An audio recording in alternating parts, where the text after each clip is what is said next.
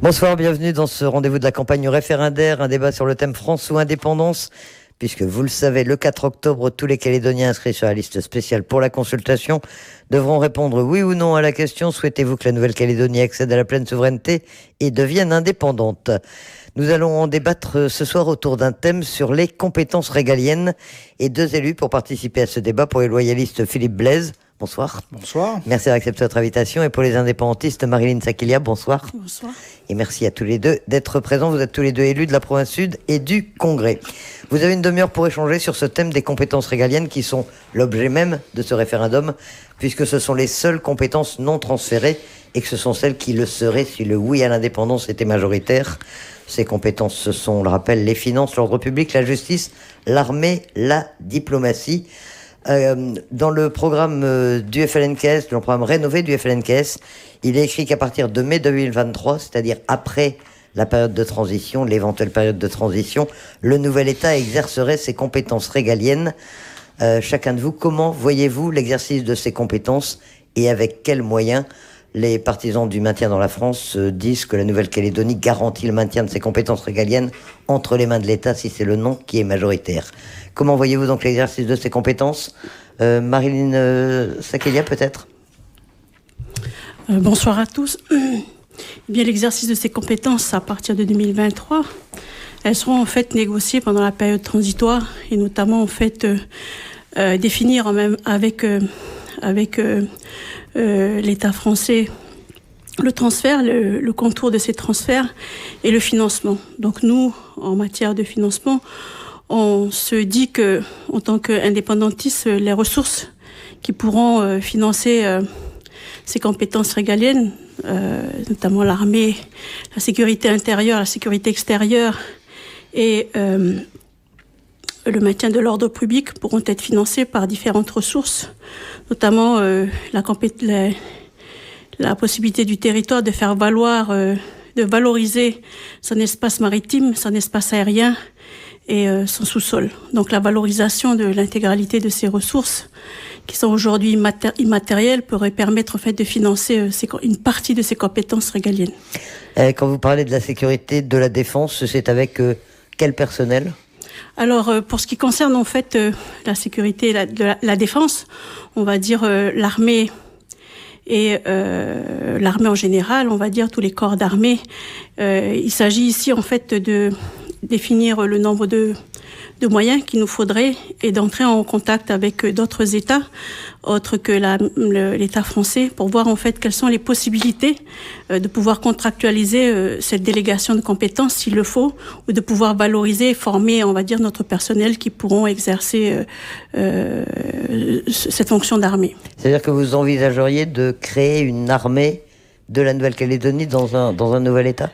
Et pourquoi pas? Si en fait nos finances nous le permettent, on le fera. Sinon, en fait, ce sera une délégation à l'intention d'un territoire qui voudra bien, ou d'un État qui voudrait bien l'exercer avec nous, à un prix bien sûr qui ne dépassera pas l'entendement. Et pour l'ordre public, de la même manière, c'est-à-dire la police, la gendarmerie? Aujourd'hui, en ce qui concerne la Nouvelle-Calédonie, notre corps en fait de gendarmes pourrait être identifié. Et je pense que cette période transitoire va permettre d'identifier l'ensemble des Calédoniens qui sont engagés aujourd'hui dans le corps de gendarmerie, dans le corps de l'armée et également dans la police nationale, puisque une grande partie des fonctionnaires, la police nationale ici sont des fonctionnaires d'État et pour une grande partie des Calédoniens. Donc aujourd'hui, ils sont identifiés, ils sont aussi formés. Il n'en reste pas moins que c'est l'État français aujourd'hui qui les rémunère. Donc cette ressource-là, elle devrait être levée à partir du territoire, à partir de notre fiscalité. Philippe Blaise, je le disais dans leur projet, les loyalistes disent que la Nouvelle-Calédonie dans la France garantit le maintien des compétences régaliennes entre les mains de l'État. Pour vous, c'est un point essentiel. Comment est-ce que vous réagissez à ces propos de Marilyn Sakilia, pardon? Non, mais ce qu'il faut expliquer, c'est qu'en fait, le 4 octobre, la question qui va être posée, c'est est-ce qu'on veut récupérer ces fameuses 5 compétences régaliennes? C'est-à-dire, est-ce que la Calédonie veut par elle-même devenir un État avec son armée, sa diplomatie, sa justice, sa propre monnaie? Nous, notre conviction, c'est que au-delà du fait qu'on a des choses qui nous séparent sur la conception du projet de société et la place de tous les Calédoniens dans la Calédonie, et qu'on veut rester français parce qu'on estime que c'est ça qui nous permet d'avoir tous les mêmes droits, on est convaincu que la Calédonie, avec 270 000 habitants, elle ne tient pas la route toute seule. C'est-à-dire qu'il y a plein d'exemples. Regardez l'histoire des Blue Bots qui sont venus piller les ressources dans le Nord. C'est parce qu'on appartient à la France et que la France appartient à l'Europe qu'on a pu tordre le bras du Vietnam. Mais si on avait été un pays indépendant, nos eaux seraient pillées tous les jours par les navires chinois et par les Blue Bots vietnamiens. Sur d'autres sujets, comme par exemple la monnaie, Fidji, qui est le pays le plus développé du fer de lance mélanésien, avec 900 000 habitants, leur système bancaire, c'est-à-dire en fait la capacité à donner du crédit aux gens pour acheter des maisons, pour acheter des voitures, pour vivre, il est 7 fois moins développé que le nôtre, alors qu'ils sont 900 000 habitants et que nous, on est 270 000. Donc, ça montre qu'il y a des synergies, des effets de levier lorsqu'on appartient à un grand ensemble, comme la France, qui nous permettent d'avoir ce décalage de niveau de développement que l'on constate en Calédonie par rapport à nos voisins. Après, la question, c'est est-ce que c'est une bonne chose d'avoir sa propre justice, d'avoir sa propre police ? On peut se poser la question parce que on sait que nous, en Calédonie, on est quand même un pays avec beaucoup de conflits entre nos communautés et à l'intérieur des communautés. Et on sait que pour régler les conflits, c'est toujours intéressant d'avoir des arbitres qui viennent de l'extérieur, qui sont neutres. Et c'est tout le débat sur la justice. À partir du moment où le chef de la justice calédonienne il est nommé par le pouvoir politique, on voit qu'il y a une confusion des genres qui est terrible. À partir du moment où le chef de la police il serait nommé par le pouvoir politique, là aussi, ça serait terrible. Alors, on considère que de façon générale, un territoire comme le nôtre, 270 000 habitants, objet de beaucoup de convoitises, a tout intérêt de rester dans la protection d'une grande nation libre et démocratique. Et moi, je constate d'ailleurs que dans le discours indépendantiste, il y a une évolution au fil du temps. C'est-à-dire que ce qui a été essayé de présenter dans la campagne indépendantiste et même dans les discussions qu'on a eues dans le groupe de travail avec le Haut-Commissariat sur le document qui expliquait les conséquences du oui ou du non, c'est que le FNKS voudrait une indépendance avec partenariat. Mais ça n'existe pas. C'est-à-dire que quand on est indépendant, on est indépendant. Pourquoi la France va continuer à financer les compétences régaliennes d'un pays où les gens ont décidé de devenir indépendants ? Et pourquoi irait-elle continuer à faire des transferts financiers ? Et au final, l'État, le document qu'il a fait, il est très clair. L'État a dit des choses qui semblent des évidences, qui ne sont pas dans le projet FLNKS, mais qui sont des évidences dans le monde entier.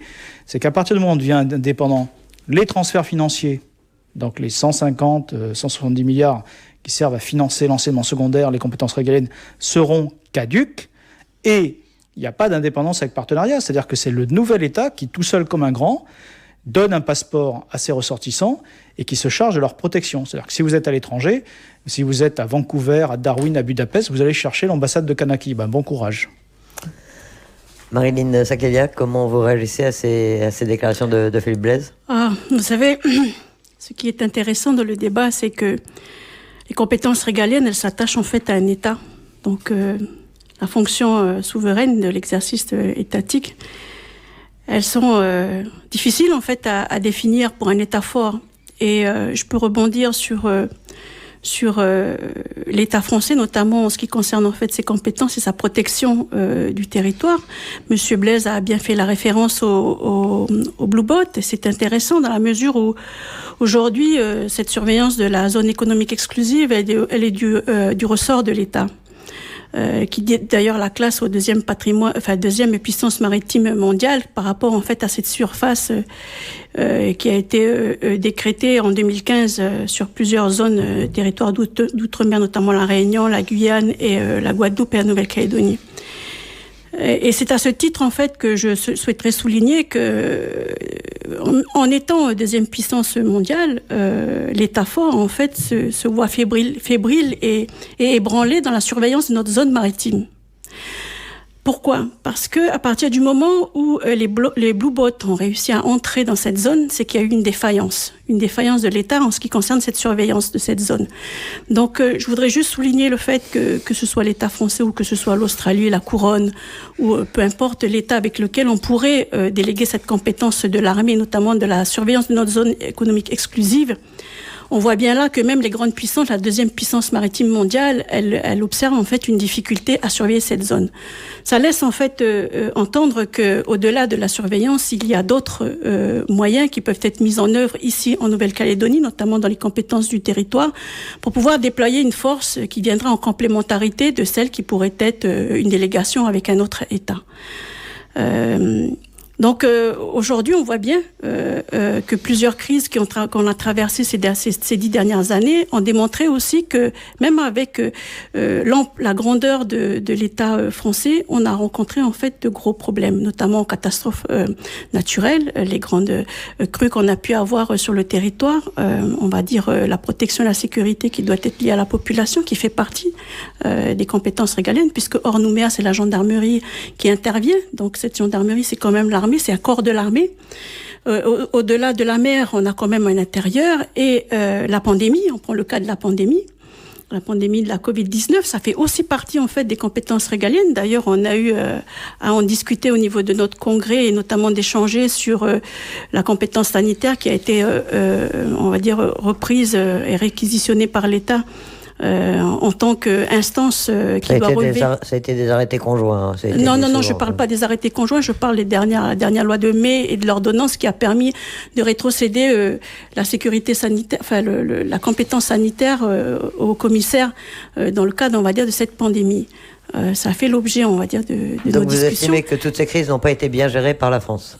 Non, je n'ai pas dit que toutes ces crises n'ont pas été bien gérées, mais ça démontre en fait que, en étant deuxième puissance, qu'elle soit maritime ou qu'elle soit sixième puissance économique, on rencontre en fait, tout en étant une puissance internationale et bien cotée dans le G7, ça permet aussi de démontrer que l'État fébrile, un État a été fébrile à un moment et que même nous, en tant que petit État, on pourrait peut-être faire face et même parfois mieux en fait à certaines menaces et mieux avec de meilleurs moyens qu'une grande puissance. Et les Blaise ? Alors là, c'est le triomphe de l'optimisme. Je pense que le fait de constater que la France, elle n'a pas une baguette magique et qu'elle ne peut pas tout assurer à 100%, c'est une chose. Mais la question, effectivement, c'est est-ce que tout seul, perdu dans l'océan Pacifique, sans les moyens, la puissance d'une grande nation comme la France, nous serions capables de défendre nos populations et nos territoires? Moi, je suis convaincu que non. Alors, ma collègue évoque des partenariats, des conventions avec d'autres États. Enfin, si on veut se décoloniser et si on veut être indépendant, c'est pas pour se jeter dans les bras d'une autre puissance. La réalité, c'est qu'avec 270 000 habitants, dans le contexte géographique où on est, nous n'avons pas les moyens d'avoir une flotte de navires de guerre, nous n'avons pas les moyens d'avoir des avions militaires, et il y a plein de choses dont nous n'avons pas les moyens et que nous avons parce que nous sommes français. Donner un exemple. La crise du Covid, elle a touché le monde entier et elle continue à toucher le monde entier. Et nous, petits Calédoniens ici, mais d'ailleurs comme la Polynésie française, nous avons eu la chance de bénéficier de l'aide de l'État sous la forme de ce fameux prêt qui a fait un peu polémique, mais qui a eu le mérite de mettre de l'argent entre les mains de la Nouvelle-Calédonie. Et sans ce prêt exceptionnel, nous n'aurions pas pu continuer à payer les salaires, nous n'aurions pas pu continuer à payer la CAFAT, et nous aurions eu des conséquences beaucoup plus graves que la situation que nous vivons aujourd'hui. On a été épargnés par les conséquences de la crise grâce à la protection de la nation française. Et cette protection et cet effet d'avantage, de privilège qu'ont les Calédoniens d'être français, il se voit dans plein de choses. Il se voit par exemple dans le fait que nos étudiants, quand ils partent aux études, ils ont les mêmes frais d'inscription que des étudiants français, y compris au Canada, en Europe, alors que les étrangers payent beaucoup plus cher. Ça se voit dans le fait qu'on a un passeport qui nous permet, quand on va en Australie, de passer par les portails biométriques, ça clignote vert, on passe tout de suite, alors que ceux qui viennent de pays qui ne sont pas européens, ils font la queue et puis ils sont bien regardés. Ça nous permet d'avoir la protection de la diplomatie française, ça nous permet d'avoir en fait un niveau de sécurité et de liberté de circuler qui est un privilège dans le monde. Parce que le passeport français, il faut le rappeler, c'est l'un des plus puissants au monde. Donc, il faut se poser la question. Le 4 octobre, on vote pour quoi ? On vote pour savoir si c'est vraiment... ça a du sens que la Nouvelle-Calédonie s'isole, se referme sur elle-même et essaye de régler tous ces problèmes-là toute seule. Est-ce que c'est bon pour les gens normaux. Est-ce que, au-delà de la question de la volonté de pouvoir, de la revanche sur l'histoire, de la revendication identitaire, de l'orgueil de vouloir être une nation indépendante, est-ce que vraiment c'est quelque chose qui va améliorer le sort des Calédoniens ? Est-ce que ça amène quelque chose de mieux pour les gens ? Moi, je considère, quand on regarde point par point les conséquences, tout ce qu'on perd et tout ce qui devient une inconnue si jamais on devenait indépendant, la réponse, elle est catégorique. Elle est non. Il n'y a pas d'avantage. Nous avons toutes les libertés possibles. En fait, la France, elle ne nous donne que des avantages. Elle nous donne de l'argent, elle nous donne un passeport, elle nous laisse gérer nos problèmes internes. Et en fait, on n'arrive pas à voir ce qu'on a gagné dans cette affaire, à être indépendant, sauf une question de projet idéologique. Marilyn Saguilia, qu'est-ce qu'on a à gagner si vous répondez à la question que soulève Philippe Blaise ? Aujourd'hui, ce que le peuple calédonien, notamment kanak, a gagné dans cette souveraineté, c'est la dignité et de ne pas vivre au crochet de l'État français. Pourquoi ? Parce que je disais en introduction que au-delà de notre territoire et de notre dépendance à l'État français, nous avons en fait toutes ces ressources qui sont aujourd'hui immatérielles, notamment le sous-sol et l'air, on va dire les canaux aériens, comme l'espace maritime, qui peut être rémunéré et percevoir en fait des droits au-delà de ce qu'on doit verser à l'ONU dans le cadre, on va dire, du maintien de l'ordre et de la paix dans l'ensemble du monde. Parce que c'est une contribution qu'on doit aussi verser, qu'aujourd'hui l'État français le fait pour le compte de la Nouvelle-Calédonie. Et tous ces espaces aujourd'hui sont inexploités pour le territoire calédonien, en revanche exploités pour l'État français. Et ce sont autant de ressources qui peuvent entrer dans les caisses de la Nouvelle-Calédonie et qui peuvent se chiffrer à plusieurs centaines de milliards et qui pourraient constituer le fonds qui pourrait aujourd'hui venir financer l'ensemble de ces déploiements de forces extérieures et de pouvoir aussi à la fois contribuer à la formation des hommes. Je voudrais aussi revenir sur l'espace maritime et de dire qu'aujourd'hui, je ne sais plus si avec le développement de l'ère du numérique et de toute la technologie qu'on a aujourd'hui, est-ce que c'est nécessaire d'avoir un déploiement des forces armées ? On a démontré et on a vu que les drones aujourd'hui sont très bien constitués. Le pan de la recherche a permis de développer des systèmes aujourd'hui qui nous permettent de surveiller notre zone sans avoir à déployer autant de moyens humains, de moyens matériels et de moyens, on va dire que ce soit des sous-marins ou des navires. Donc je pense qu'il faut aussi évoluer avec la technologie et avoir en fait à utiliser le moins de ressources possibles pour pouvoir surveiller sa zone. Et je crois qu'on en sortira grandi par rapport à notre gestion intérieure. Pourquoi ? Parce que au-delà du fait d'avoir un projet idéologique, on s'attache aussi dans les compétences régaliennes qui sont aussi déployées aujourd'hui au travers de l'article 21 de la loi organique sur la fourniture des services publics qui concerne en fait l'ensemble de la Nouvelle-Calédonie, qui a une partie et à la fois partagée avec l'État. Je prends le cas du port et de l'aéroport partagé avec la Nouvelle-Calédonie et l'État. Donc c'est autant de points qui aujourd'hui devraient pouvoir faire l'objet de discussions et de voir en fait une autonomie beaucoup plus prononcée. C'est-à-dire rendre plus libres les gens dans la prise en considération de la gestion au quotidien de la condition de vie humaine. Je prends un exemple. Au-delà de parler de compétences régaliennes, vous aviez évoqué, Monsieur Blaise, le fait que il fallait pouvoir répondre aux besoins des Calédoniens. Oui, avec un crédit de 27 milliards, de 28 milliards 5, qui aujourd'hui qui décline en fait la difficulté en interne, bien qu'accompagnée par l'État dans le cadre des transferts de compétences sur la gestion, et notamment le contrôle de nos comptes, un dérapage de l'utilisation des deniers publics. Contrôle des budgets, contrôle des établissements, c'est quand même une compétence d'État et qui fait partie notamment des compétences régaliennes. Donc aujourd'hui, il s'agit aussi en fait de maîtriser en interne, en Nouvelle-Calédonie, notre process et notre fonction, nos fonctions administratives et institutionnelles ici, dans le futur État. Et c'est ce qu'on observe. 28 milliards, c'est endetter quand même une génération.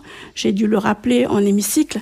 Et notre système aujourd'hui, sécurité sociale, convient très bien, sauf qu'il est simplement mal géré. Et ça, avec l'accompagnement de l'État sur 30 ans.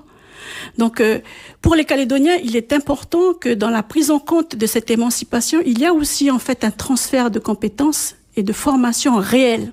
Parce que le pari sur l'intelligence, il n'a pas vraiment abouti. On va laisser répondre Philippe Blaise, peut-être. Oui, je ne vais peut-être pas rentrer dans certains débats. Ce que je constate, si vous voulez, c'est que on n'aurait pas pu payer nos médecins et nos fonctionnaires si on n'avait pas eu cette facilité de trésorerie de l'État. Donc après, effectivement, il faudra la rembourser. Je rappelle que la Polynésie a bénéficié d'une aide similaire, que partout dans le monde, il y a eu des aides comme ça, que d'ailleurs on a eu la France qui a donné des aides à nos entreprises au travers des banques, avec les prêts garantis par l'État, et que tout ça a permis de maintenir le travail et les salaires des gens. Parce que ce qui est important, c'est quoi ? C'est que les gens ne se retrouvent pas à la rue et qu'ils aient de quoi manger. Et s'endetter, on peut le faire, mais quand on a perdu son travail, le retrouver, c'est pas possible. Donc, il faut, quand on a une vision, un projet d'avenir pour la Calédonie, il faut toujours penser aux familles, aux gens. Et moi, je pense aux gens, je pense aux familles qui élèvent leurs enfants, je pense à l'avenir de ces enfants, je pense aux vieux, je pense aux malades. Qu'est-ce qui est bon pour eux ? Quel est le système qui les protège ? Ce que je constate, c'est qu'aujourd'hui, on a la chance, en tant que territoire français, d'avoir une aide de l'État qui nous permet d'accompagner le développement économique et social formidable qu'a eu la Calédonie depuis 30 ans, 40 ans. Ce développement, il n'est pas terminé, il continue. Et d'ailleurs, l'État, il est très généreux parce que, y compris dans les provinces indépendantistes, il donne de l'argent en direct aux collectivités, aux provinces, aux communes. Il donne énormément d'argent pour les contrats de développement, pour tout ce qui est le financement des infrastructures. Moi, en province sud, j'ai 45 milliards de budget de fonctionnement. Je reçois tous les ans, cadeau, 6 milliards de l'État. Si je n'ai pas cet argent, je n'ai plus d'aide médicale gratuite. Alors, qu'est-ce qu'on veut ? Est-ce qu'on veut continuer à accompagner le développement social de la Calédonie, la montée en compétences et la création d'emplois, ou est-ce qu'on veut que ça s'arrête d'un seul coup et puis on saute de l'avion sans parachute ? Moi, je préfère que ça continue parce que je pense que les premières victimes d'une rupture idéologique avec la France, ce seraient les populations, ce seraient les classes populaires, celles qui bénéficient le plus aujourd'hui de la solidarité nationale, directement ou indirectement. Alors, sur la question de la formation et de la prise de responsabilité. Ça, c'est quelque chose qui est déjà en place. Comme je disais tout à l'heure, la France, en fait, elle nous fiche la paix. Elle nous donne de l'argent pour financer 46 milliards de l'enseignement secondaire, plus l'enseignement primaire du privé, dont je rappelle qu'il est très important pour les Mélanésiens. Elle nous donne les contrats de développement, elle donne de l'argent de poche aux collectivités, aux communes et aux provinces. Et en fait, elle nous laisse gérer déjà les compétences du quotidien. Parce que nous sommes compétents depuis très longtemps en matière fiscale, nous sommes compétents en matière de santé. C'est pas la France s'il y a des problèmes de la santé. Je rappelle que c'est une élue indépendantiste au gouvernement qui gère la santé depuis 6 ans. Parce qu'on partage le pouvoir depuis la collégialité. Il y a des indépendantistes aux manettes dans 2 provinces sur 3, dans 21 communes sur 33, et ils ont 5 sièges sur 11 au gouvernement depuis très longtemps. Donc à un moment, il faut se poser la question, s'il y a des problèmes en Calédonie, est-ce que c'est la faute de la France ? Est-ce que c'est le problème du lien à la France ? Est-ce que ça ne serait pas plutôt que le rééquilibrage, tout cet argent qu'on a mis dans les provinces qui avaient des besoins sociaux, est-ce que cet argent il a été bien utilisé ? Moi, je suis convaincu que non. Je suis convaincu qu'en fait, on a surtout créé beaucoup de postes de fonctionnaires. On a alimenté des sociétés d'économie mixte qui ont financé des entreprises qui ne gagnaient pas d'argent. Et on voit ce qui se passe avec Noravenir qui est en sauvegarde et les hôtels qui ferment. Mais est-ce que les petites gens, ceux qui avaient le plus besoin, en ont profité ? Alors je suis intervenu au Congrès, on me l'a reproché, on m'a traité de raciste. Mais qu'est-ce que j'ai dit ? J'ai dit tout simplement que le monsieur qui avait brûlé la case du Sénat coutumier, il venait de la région de Wegua. Et qu'est-ce que je disais ? Je disais simplement... Je ne comprenais pas pourquoi, avec tout l'argent du rééquilibrage, ce monsieur, on ne lui avait pas trouvé un travail et un logement en province Nord. Pourquoi il n'y a pas de logement social pas assez en province Nord ? Et pourquoi il se retrouvait dans un squat à nos villes ? Prenez la SIC, il y a 900 logements dans le Nord, il y en a 10 000 dans le Sud. Il y a un problème. Donc ça veut dire que ce n'est pas le problème du lien à la France, c'est le problème de comment on a utilisé tout cet argent que la France nous a donné. Est-ce qu'on l'a utilisé avec discernement ? Je crois que non. Alors il faut peut-être remettre à plat ces 30 ans de rééquilibrage avant de vouloir l'indépendance. Malheureusement, il va bientôt falloir conclure. Vous pouvez répondre en concluant, répondre à ce que vient de dire Philippe Blaise, moi, je suis et conclure en nous expliquant pourquoi je suis vous allez tout à fait voter oui. d'accord à remettre à plat en fait ce système parce que c'est justement l'objet du transfert des compétences régaliennes, notamment d'un État souverain, remettre à plat, on va dire, les fonctions et les institutions pour pouvoir décider avec l'ensemble du pays, parce que si, comme vous le dites si bien, Monsieur Blaise, c'est 30 ans de gestion hasardeuse qui nous ont amené aujourd'hui à un déficit qui augmente en fait la dépendance financière à l'État, bien que la compétence régalienne de la monnaie soit une compétence d'État qui sera transférée donc dans le cadre de cette indépendance au 5. Après le 5, pendant la période transitoire, et je suis très confiante là-dessus parce que je me dis que le modèle qui pourrait être exploité par la suite va servir en fait de rectification de ces 30 dernières années de gestion. Et comme vous le dites si bien, Monsieur Blaise, si les gens descendent travailler sur Nouméa, c'est que les deniers publics n'ont pas été utilisés à bon escient et que l'intégralité de la richesse, je veux dire 80%, était reversée en province sud. Merci, non, c'est pas vrai, puisque la clé de répartition, c'est 50% de l'argent pour le Nord et les îles qui n'ont que 25% de la population. Mais regardez le budget de répartition. En quelques mots pour conclure, pourquoi est-ce que vous votez oui ? Tout simplement par dignité et parce que j'ai confiance aux Calédoniens et je sais très bien qu'aujourd'hui, nos ressources, à la fois humaines et immatérielles, pourront permettre en fait aux générations futures de préserver cette richesse immatérielle qui est aujourd'hui l'ordre mondial. Et l'ONU en est le garant. 194e pays, c'est aussi l'émancipation des peuples et de vivre dans la dignité. Merci. Philippe Blaise, pourquoi est-ce que vous votez non et appelez à voter non ? Voter non, c'est un message d'amour pour cette Nouvelle-Calédonie qui est pluriethnique, pluriculturelle dans la France. Et puis voter non, c'est aussi voter pour qu'on garde tout ce qui a été le progrès social de ces 30 dernières années pour nos enfants, pour nos vieux. Philippe Blaise, Marilyn Sakelia, merci à tous les deux d'avoir participé à ce débat. Merci à ceux qui l'ont écouté. Dans un instant, vous retrouvez la revue de presse de Nicolas Canteloup. Excellente soirée.